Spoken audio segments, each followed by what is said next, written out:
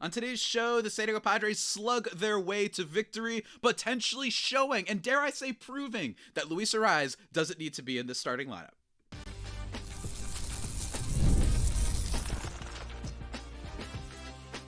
You are Locked On Padres, your daily San Diego Padres podcast. Part of the Locked On Podcast Network, your team every day.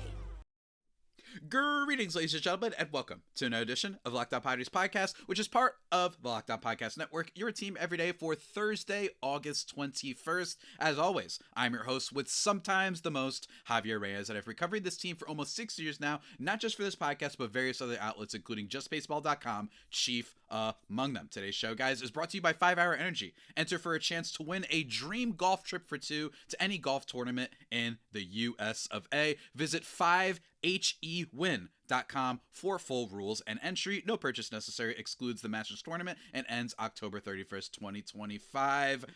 Go check that out, guys. And go check me out on the socials, Twitter/X and Blue Sky at Javipeno, JAVIIPENO. Today's episode, guys, we are talking about last night's game and what it said about the Padres lineup going forward, as well as some easy schedule stuff that's really juicy to get excited about. So a nice, fun episode after a fun win in which the Padres won by a score of 8-1. As always, though, before we get into the fun stuff, I know y'all want to hear me talk about Shildt, Mr. Derry Bonds, and all these guys, right? But I want to talk about JP Sears really quickly.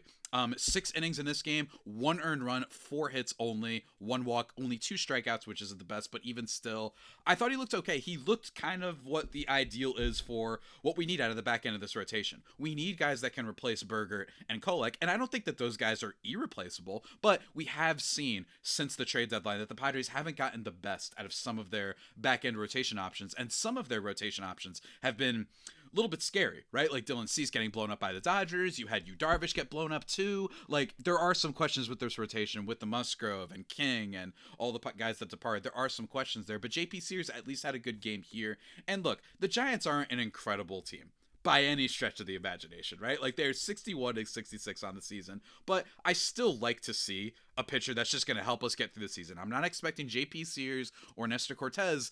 It's not that I want them to be good because they're going to be playoff players or anything like that. It's more just I want to make sure that we can just have guys to get us over the end of the season, not be a disaster and just be okay, right? And also, the Giants, if they're good at one thing, it's hitting home runs. They're they're not good at hitting home runs. My mistake. They're good at not allowing home runs. Not last night they were, right? We got to talk about that. But also another thing with JP Sears, his fastball wasn't great. They hit that one a little bit hard, but I did like that none of his secondary offerings really got hit all that badly. Only an average exit velocity of 80 miles per hour on his changeup, which is what his second most used pitch. So I like that. Very, very cool, right? Now let's talk about the rest of the game. Firstly, before we get into the offense, Fernando Tatis Jr. Oh my lord. Oh my lord. Guys, I saw it. I jumped out of my seat. Actually, I was actually standing. I was talking with someone, and then I just paused. And man, first of all, Tatis has had like a slew of home run robbing plays, and that's not the only way he's a good defensive player. His range, he's got good arm strength, all that stuff. He's made some diving catches in other areas too, but I swear that's like his 3rd home run robbery of the last 2 weeks, like to right field, and he robs it, and it was great from Rafael Devers too. He gives him the little okay, I always think it's funny when the players, they have a hit that gets robbed from them and they can't help. I don't like necessarily the cap tip. I like it when they just smile. They're like, dang, I'm mad as heck right now, but I can't lie. That's crazy. They just did that. And he did. And he's been doing this all year. He's one of the best defenders in baseball.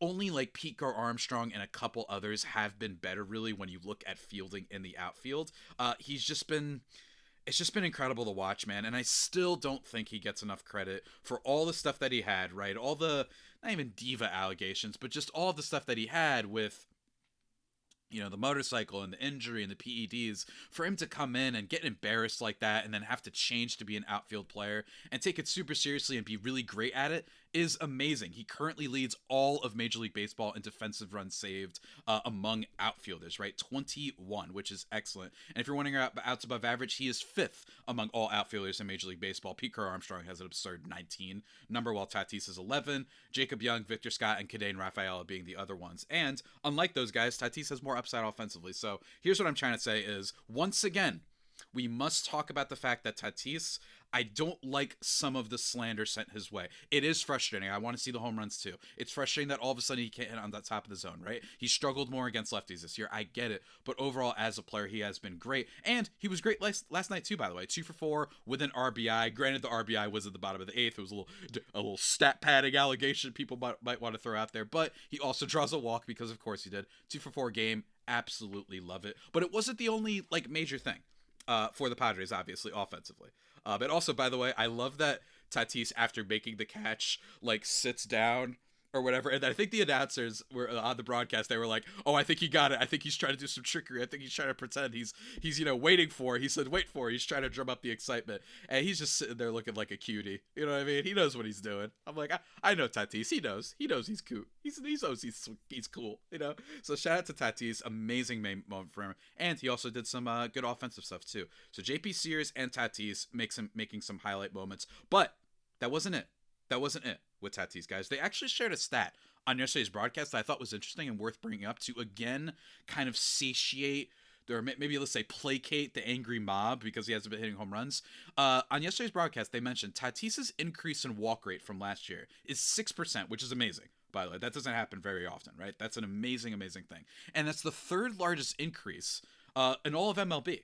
He really has been incredible in this regard. So, yes, he isn't always hitting, but he also hit a double last night, which is great. He hit a double to start off the game, and then Arráez promptly flied out. We'll talk about him in a second.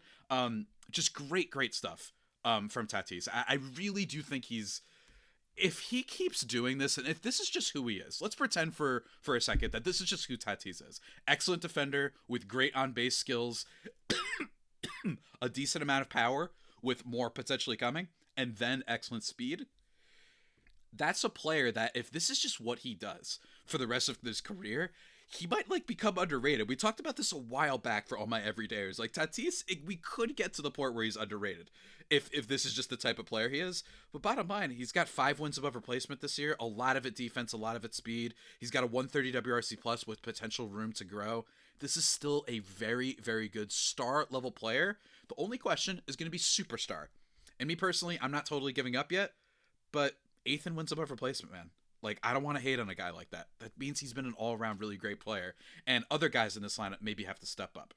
And we're going to talk about that in just 1 second because people did step up. Ryan O'Hearn and Gavin Sheets. I mean, it was a glory show. They will tell the story long past the total decay of our civilization, which could be in 2 years. Who knows, right? But let me tell you, they will tell the legends of one Sir Derry Boz for years to come, guys. Let me tell you.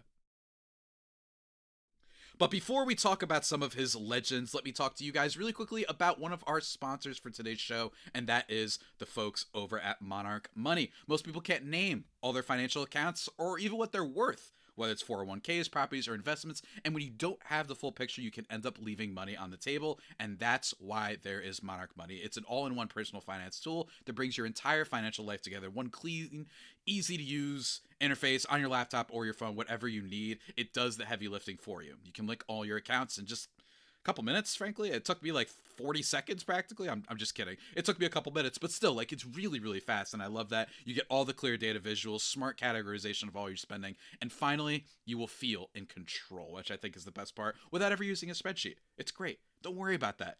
It's just going to do it all for you. It's going to make it easier. It's going to make it all neat and tidy. And it's just one more easy thing as we all navigate our own financial issues or non-issues or goals, right? They can help you out with that. Manage your partner finances and all that stuff, whoever you are with. It's great. So don't let financial opportunities slip through the cracks. Use code LOCKEDONMLB at monarchmoney.com in your browser for half off your first year. That's 50% off, half off your first year at Monarch Money, MONARCH, money.com with code LOCKEDONMLB. Go check it out.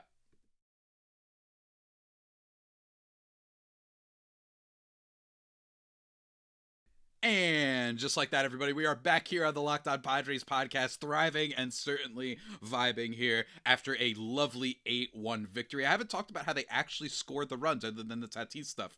Well, what can I say? I love talking about Tatis. Sue me. You know what I mean? But man, oh man, did we get some power. We got a home run from Mr. Gavin Sheets in the bottom of the second inning. And by the way, Ryan O'Hearn, also great game for him. He hits a home run in this game, and he had an RBI single. It started immediately, 2 for 3 with a home run and a walk. That's the other thing about Ryan O'Hearn, is that Gavin Sheets is a little bit more of one of those guys who sells out for power. He's going to be a 240 hitter potentially with a decent on base to make up for it. Like, he can draw some walks, which has been good for him, and then hit for power. Ryan O'Hearn does that, except he also walks. It also is a 280 hitter. He's got like a 148 WRC plus so far with the Padres. Now part of that is because he just had, a home run game. He had 2 games in a row with home runs or whatever it is. He's been amazing. But even still on the year, 130 WRC plus, that's 30% above your average major league hitter. He's been incredible. So good stuff from him. Manny also hits a solo shot, a bomb to deep center, which was great. Gavin Sheets homering in the second inning and the bottom of the third inning, basically putting the game away, right? It was 3-0 for the Padres. And after that, you were like, it's game, baby. Like, you love to see that. And O'Hearn chipped in the bottom of the seventh, and Tatis got the single as well. That was great because, which APC is on the mound, you don't know exactly what you're getting. And it's always nice when they can conserve the bullpen, right? The bullpen last night, they used Wandy Peralta. He was great. They used Yuki Matsui. Not so great, whatever. And then David Morgan, who, by the way, has been producing a little bit more ground balls lately, which is great. Producing softer contact on top of the strikeout stuff. Like, this bullpen factory that the Padres have built up is incredible. And do not sleep on David Morgan being a guy that they're going to need in the postseason as well. I know they have all the stars and whatnot, but really, really good stuff from David Morgan. I just love how out of nowhere he's been. And I love that he seems to be getting better. So shout out to him. But here's the thing, right? There's a lot of cool developments for last day. We talked about Tatis. By the way, they also mentioned, just to bring up Tatis, I should have brought this up before. They mentioned on the broadcast, but I haven't mentioned on my show either, that his stance, he's been changing a little bit, not as wide as before. And he's been hitting really well lately. So maybe it's coming. I still have hope. But remember, even if he doesn't, he's still a good player. Look at me, guys. He's still a good player. Okay? He's still good. Let's not give him crap, right? Last night, with Ryan O'Hearn and Gavin Sheets both homering, I can't help. By the way, Freddie Fermin also got a hit, so good on him. I cannot help but feel like there was something, one Ryan O'Hearn home run, right? And then 2 from Gavin Sheets, who doesn't really play as consistently as he used to, obviously, with the acquisitions that they made of Laureano and O'Hearn.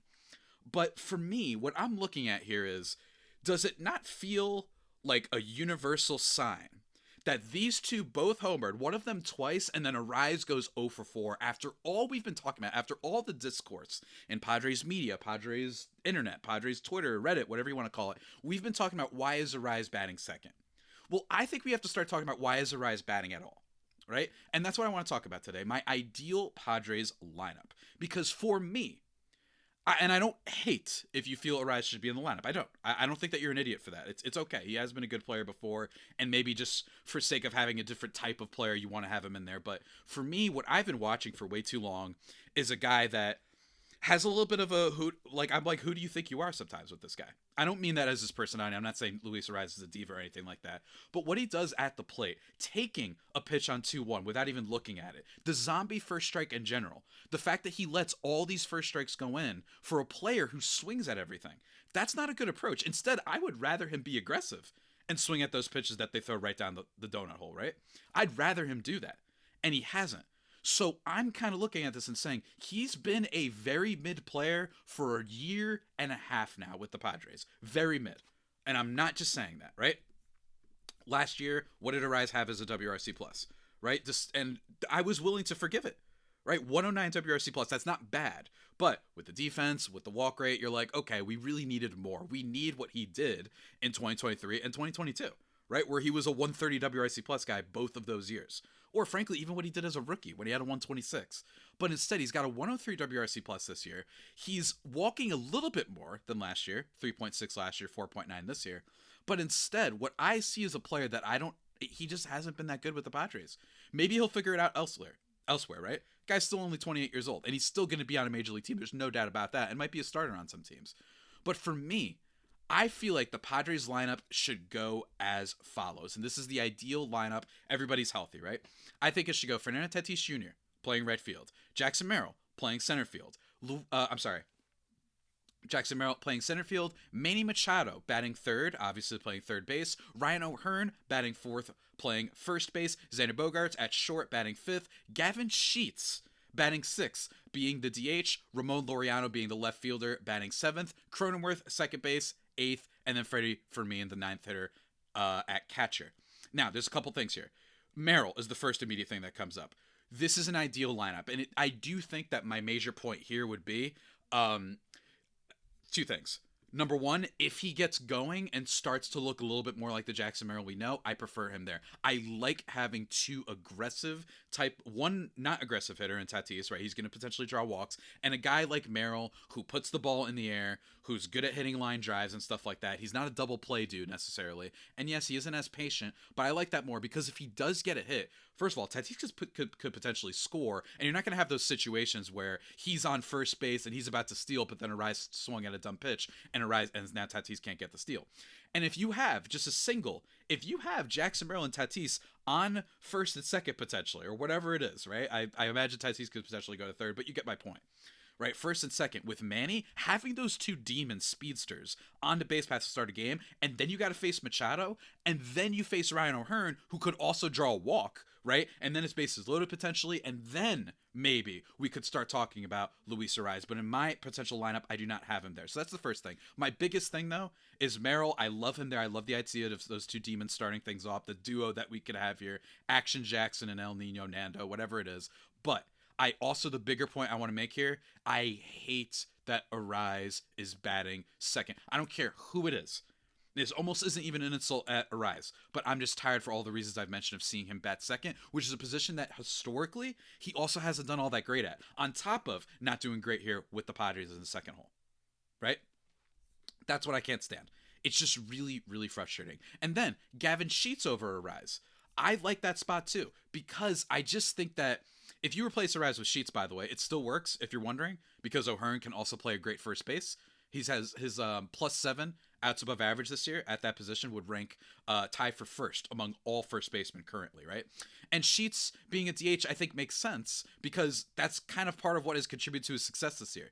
And last but not least, why I would prefer him over Arráez, the lefty thing. Well, Javi, you've been talking about how lefties he hasn't been good. Yes, for his career. But this year, with this coming out party that Gavin Sheets has had, he has a 100 WRC plus against lefties this year. Not amazing, but it's just solid. It's literally average. That's what 100 means. You're average.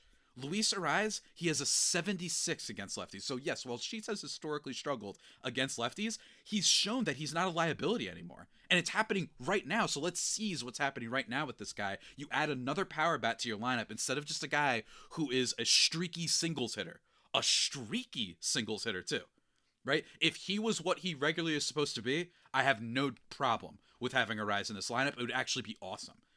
Like I said, it was like a 130 WRC plus hitter. He's spraying the ball all over the place, but it's just not happening right now. Whether it be because he's hurt secretly, whether it be because he's just not that good, whether it's because people figured him out, whether it's Petco, the Padres lineup, whatever it is, he's just not doing it. So I would prefer Sheets there, and I really like that this lineup, it's righty-lefty each time. It alternates the entire way, right?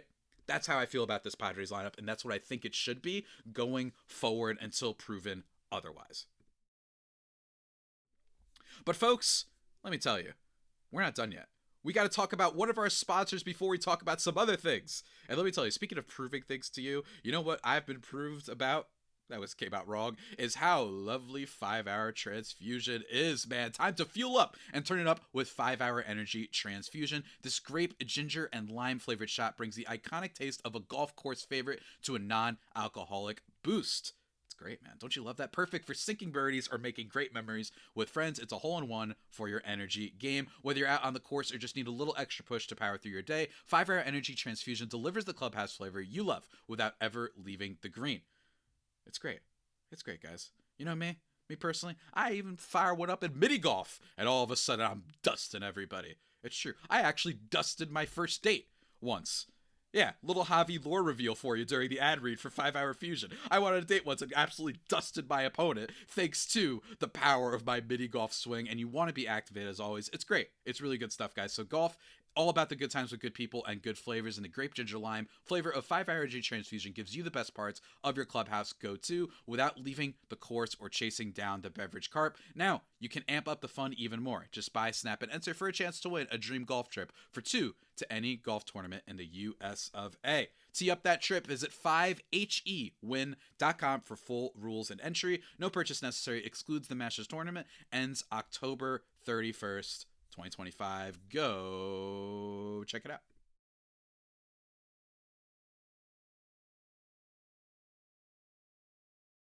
And just like that, everybody, we are back here at the Locked On Padres podcast, thriving and vibing as always. Remember to follow me on socials at Javipeno, JAVIIPENO, on Twitter/X or Blue of the Sky. And today's last segment, guys, you know what we got to talk about?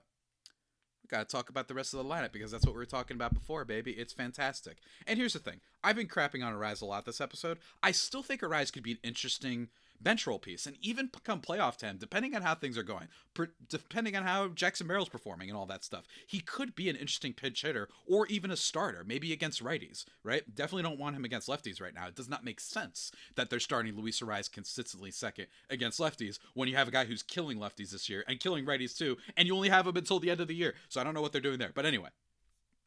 So that's what I think there. He could still be an interesting guy. I think there could be times where he could just play second base.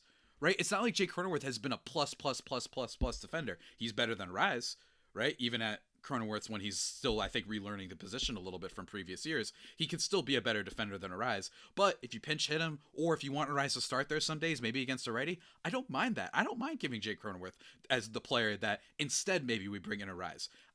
There has not been anything from Arráez that suggests on a playoff World Series team that this guy should be your 2-hitter. Usually you're supposed to put all your best players at the top, right? And that's another thing. I also wouldn't mind Ryan O'Hearn hitting second. I think that could be interesting because, like I mentioned, it's a 280 hitter with 370 on base, right? Like, he can do everything. Sheets, you could have him be the 4-hole, right? I don't love that just because Sheets, I don't know. It just depends a little bit for me, but I don't hate it. But I'm just saying, bottom line, if there's one thing I want the most from the Padres for their lineup going forward, is Arráez not hitting second. And frankly, it needs to be O'Hearn. He's just the better player right now. And it's not, if they just acquired Arráez like a month ago, I would get it. But it's been a year and a half now. And most importantly is this. We thought, and I was one of those people, I attributed a lot of Arráez's struggles last year. The fact that he still won the batting title, was still a plus 300 hitter. He was still an above average by WRC plus, all that sort of stuff. He had a thumb injury. But if that's been healed and he's still not hitting now, and he's actually been worse than he was last year when he was dealing with that injury, I don't understand why that's a player that gets every single chance in the lineup. I think Shildt is being a little bit too firm, a little bit too headstrong, a little bit too stubborn in this regard. So we'll have to see how that pans out. But that's what I like. I would love it. I think it'd be fantastic for the Padres going forward. Yeah, that's almost it for today's show, guys. I just want to shout out. I want everybody to look at me. All right, because I know y'all, after this second win, with the slugging, with the fact that O'Hearn and Sheets, maybe both of them will be in the lineup. We'll have to see how it goes. I'm actually checking as I record this if I see any update on the Padres lineup, which I have not at this current point in this juncture. But I think it is worth bringing up. It is worth bringing up that the Padres, everybody was freaking out about them. And I know that a lot of y'all are pretending to not have said what you said following this that Dodgers series, right? The Padres are now 1 game back, and that's important to remember. That's why I wasn't freaking out on Monday's episode. Was it shameful? Was it a bad series? Was I a little bit disappointing in Shildt because of how unprepared the team looked? Of course, but that was just for that series. There's still just a game back. And they have one of the easiest schedules, and not the easiest, as John Morosi mentioned on the broadcast yesterday. Do you know who the Padres have in terms of their opponents for the rest of the way, right? Obviously, they've got the Dodgers. That's still tough. They have 3 more games against the Dodgers, I believe this weekend. All right, so starting tomorrow. That should be a lot of fun. 3 games against the D-backs. Not an easy team, but they still got them. 3 games against the Mariners, who swept us this year. Not great. But let me tell you, you've got some juicy opponents on here. The Brewers isn't great, right? We have 3 more games against them. That's not great. But you've got 1 more game against the Giants, which is today. And then you've got 7 games against the Rockies, 3 against the Twins, 3 against the Orioles, 3 against the Reds, which is whatever. I mean, we're competing them with a little bit. So they're like, so I'm not going to include them as much of this. And 3 against the White Sox. Rockies 7, Twins 3, Orioles 3, White Sox 3. So that is what? 16 games, so 7 plus 3 and 3, so that's 13 plus 3, so that's like 16 games against really not great teams, and the Rockies, Twins, Orioles, and White Sox, and then some mid-league teams like the Mets, who I think are a good team on paper, but they've been really struggling lately, right? And then the Reds, same thing. I'm just not too scared of that team. The tough series are going to be, the Mariners, the D-backs a little bit. It's a division rival, right? But they have a lot of easy series. 7 games left against the Rockies. This is exactly why I didn't want to panic completely from the Dodgers loss. Yes, I understand that they own the tiebreaker, but you could still win the division straight up. So if you bounce back this weekend, and let's say they win 2 of 3 against LA in our home turf, you're looking really good for winning that division. This is not over. Guys, this is not over. Do not give up. All right. The Padres could absolutely bounce back, kick the Dodgers' butts this weekend, and all of a sudden they're in the front line, and they have a lot of easy series coming up. And I do think that matters in terms of winning this division. So don't give up your hope. Don't. I refuse to give up on this team, and I don't think most people did. But even still, I know that there has been a lot of freakouts lately. And I think that overall, this Padres team is still really has like a lot of depth. It just feels better since the deadline.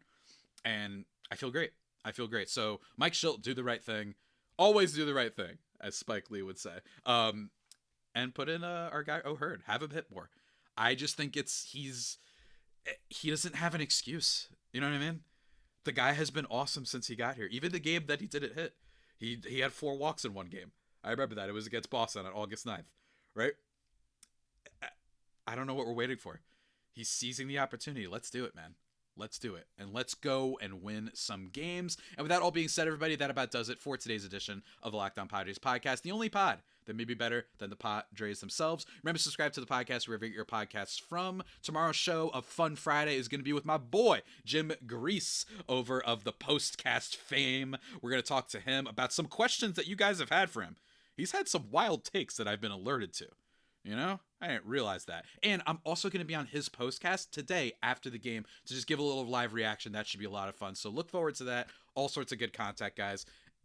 Content, guys. And until next time, stay safe. And of course, stay faithful. My Friar Faithful homies, take care.